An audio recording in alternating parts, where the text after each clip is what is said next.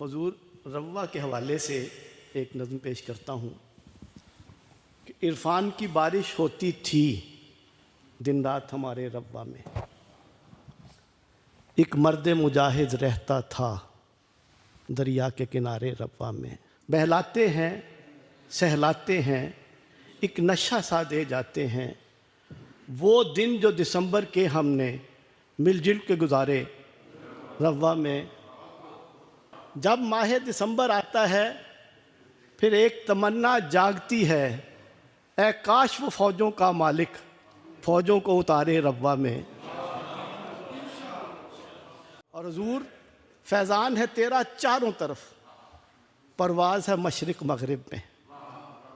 फैज़ान है तेरा चारों तरफ, परवाज़ है मशरिक़ मग़रिब में। दिन रात दुआएं करते हैं वो तुझको उतारे रव्वा में। और ऐ इब्ने मसीहा मानता हूँ सब दुनिया है बीमार पड़ी।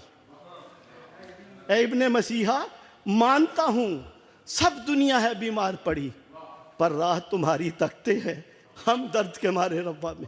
तब पोह की ठंडी रातों को सजदों की गर्मी मिलती थी, जब उसके दर पे झुकते थे वो आबिद सारे रब्बा में। जज़ाकल्लाह अहसनुल जज़ा।